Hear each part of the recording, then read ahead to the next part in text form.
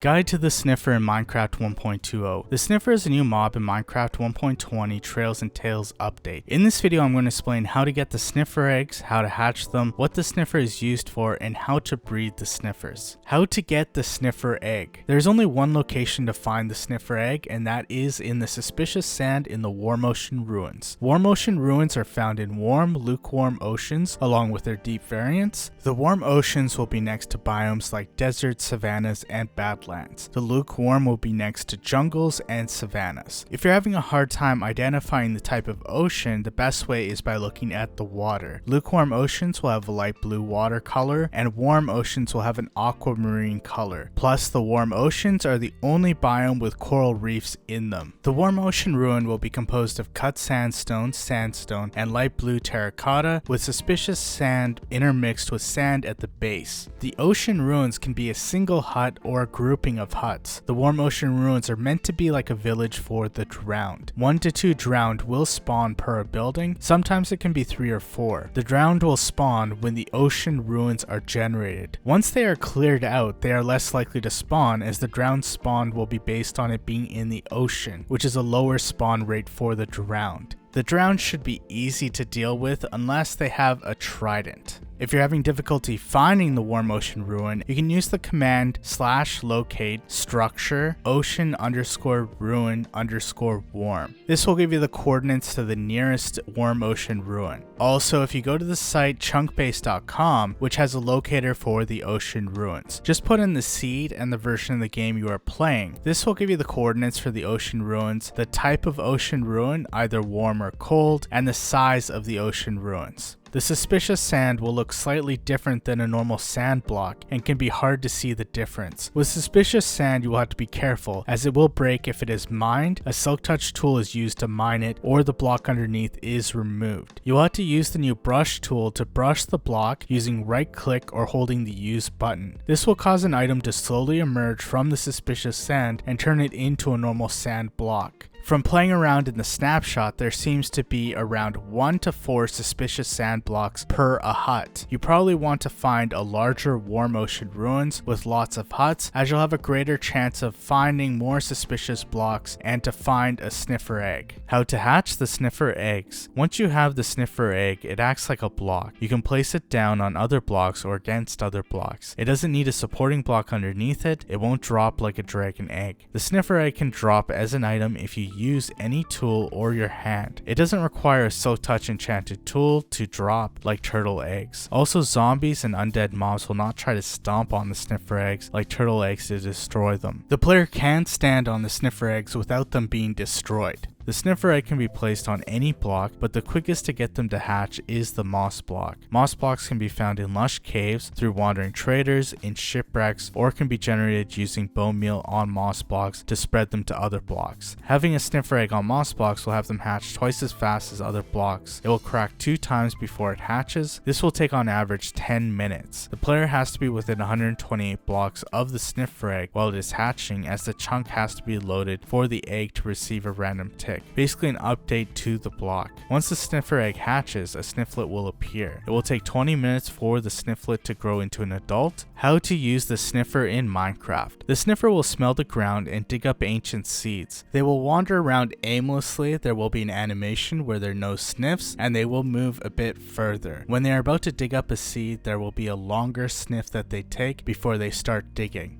Once they are digging up a seed, they will lay down and bury their head in the ground to dig up the seed. For them to do this, they will need a 6x6 space. The ground will have to be grass or dirt blocks like dirt, grass, podzol, coarse dirt, rooted dirt, moss blocks, mud, and muddy mangrove roots. There will be an 8-minute cooldown after the sniffer has dug up a seed before they can dig again. During their cooldown, they look like they are still sniffing and searching for a spot to dig up seeds, but this is just their normal animation. The 2 seeds that the sniffer will dig up are the torchflower seeds and the pitcher pods. They are seeds for flowers, and the torchflower has more uses related to the sniffer. The seeds can be used like other seeds to try and tame parrots, to breed chickens, and to reduce the growth time for baby chickens by 10%. The torchflower seeds can be used on sniffers to enter them into love mode and breed them with another sniffer to drop a sniffer egg as an item. The torchflower seeds can be used to reduce the snifflet's time to grow by 10%. It can also also heal the sniffer by 2 health points. The Torchflower seeds and pitcher pods can be planted on farmland to get them to grow. Both have 3 stages. Bone meal can be used to get them to grow faster. The Torchflower seeds will grow into a Torchflower, pitcher pods grow into a pitcher plant. The Torchflower can be crafted into orange dye, and the pitcher plant can be crafted into cyan dye. However, the Torchflower and pitcher plants will be used as decorations, as they are a very unique looking new flower in the game.